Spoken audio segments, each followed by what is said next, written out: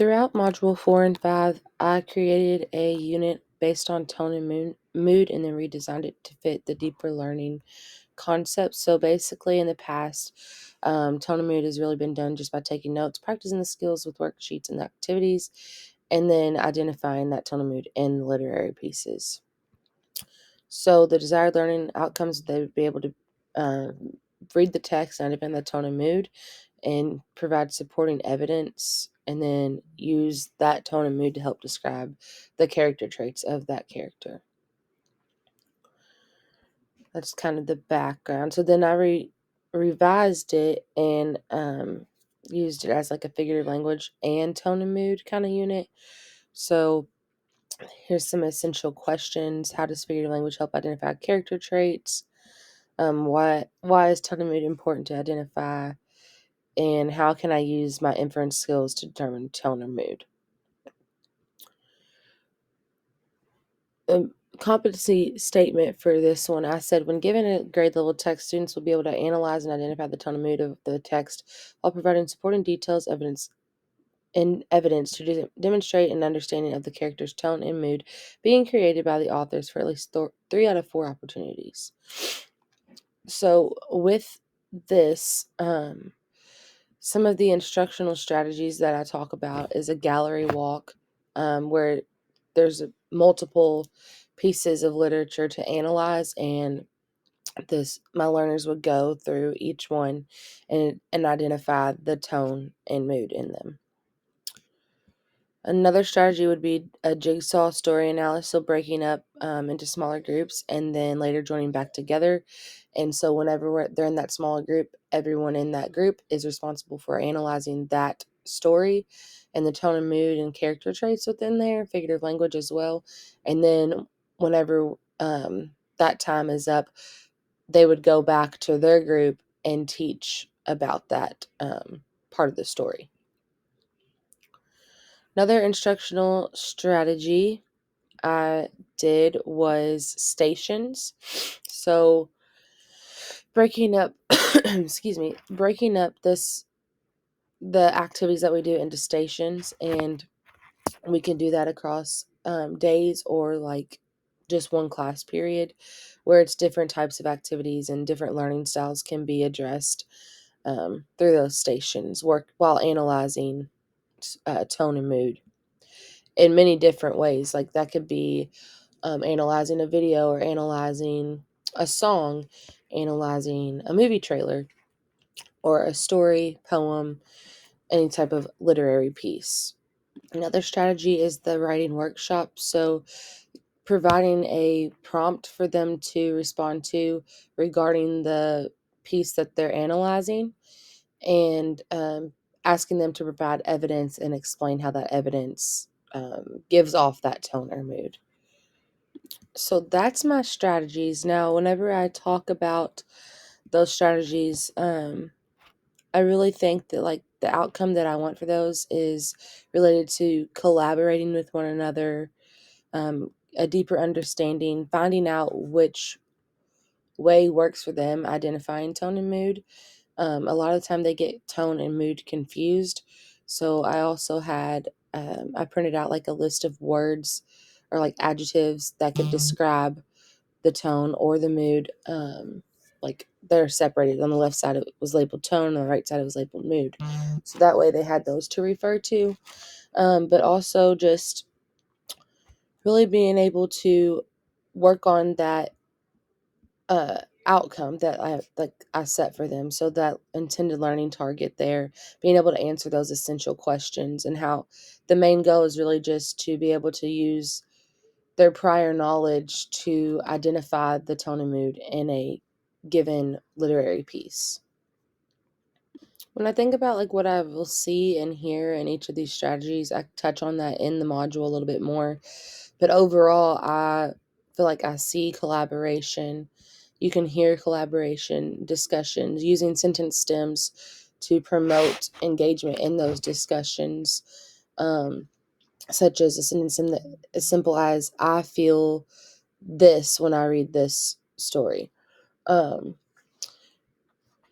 As well as, sorry, One thing that I anticipate on seeing or hearing or just observing is like a stronger work ethic or levels of engagement being increased because it's something different. It tends to their learning needs and a little bit more personalized, which really inhibits those or exemplifies those deeper learning concepts. Another thing that I feel like I'll hear them doing is being able to provide that evidence and support their reasoning, using evidence to back that up. And I feel like, yes, we interpret things different ways. So I look forward to hearing the different interpretations they get from a story because this kind of goes along with culture, but the way that they feel based off something they see or watch, listen to, or read all has to do with our own experiences. So hearing those different kind of conversations or perspectives would be cool, and I look forward to that too. So whenever we talk about the global skills or dispositional aspects, it really aligns with the JCPS Backpack of Success skills and focuses on that communication, critical thinking, collaboration, and cultural competence, specifically within this unit.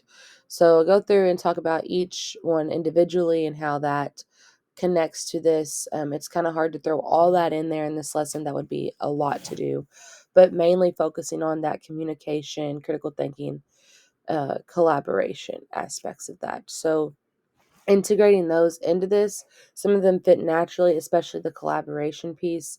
Group work, that's a collaboration, that has to happen for it to be able to work. Um, Communication, another aspect where they have to communicate with one another what they're understanding from the context. So that might be something that I have to demonstrate how to do, they, but practicing on those communication skills and collaborating effectively are two big um, global skills. So I talk about creating some type of reflection tool, and that is what is this right here, this link. So basically, how I want to use that is to gain insight on their thinking process that they had throughout the unit and kind of gain feedback on the strategies or activities that went well or what could use some improvement. So it'll really allow me to reflect on their abilities and them to reflect on their own abilities or areas for improvement and be able to use that intentional use of global competencies and backpack skills, creating that impact on their learning experiences. So looking at that tool, basically just asking them what strategies they used, a challenge they had, how collaborating helped their learning process, a benefit of being exposed to practicing and analyzing text in a variety of cultural backgrounds. So tying in that cultural competence aspect. Um, then what way do you prefer to express your knowledge? So tying in the personalized learning aspect there, how they learn best. Were they able to develop a sense of connection? So if they were able to do this, that will tell me a lot as it relates to empathy, because that's kind of like a big theme across like ninth grade English, um, and a goal that I kind of have with teaching my learners in general, because a lot of them lack that. But if they're able to develop this sense of connection, it will make things easier down the road whenever, or if they're not able to, it gives me an understanding of why they have such a hard time, if they do, of determining the tone and mood of someone's voice or the situation at hand. And then these last two questions here, just thanking how like the digital resources or multimedia has helped to create a better understanding. So like how maybe some of the activities we did that were digitally, how did that help them in their learning process?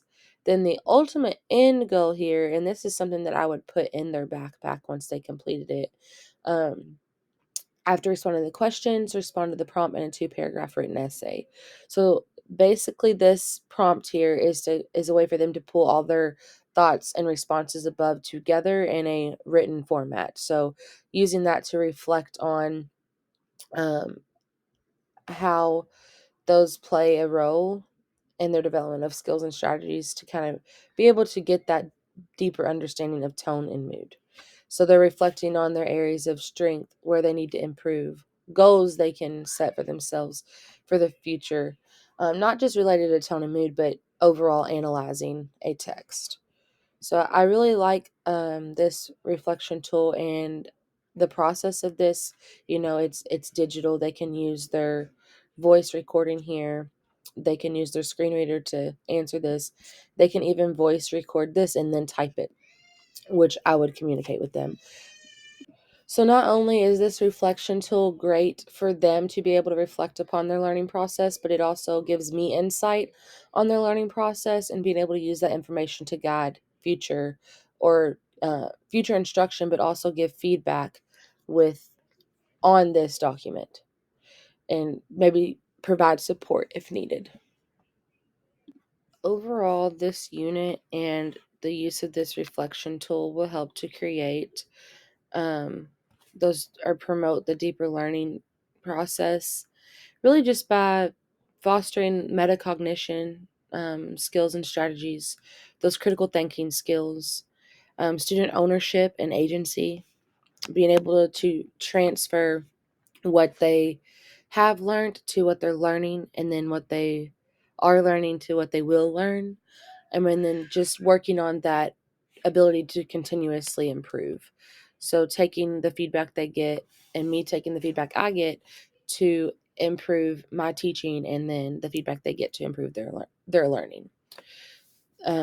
This basically just really empowers students to become an active participant in their learning process and give them the skills that they need to do so to be successful in in their learning process in the school environment, and even after school. It gives them those tools to be able to take what they're learning, how they're learning it, and applying that to life.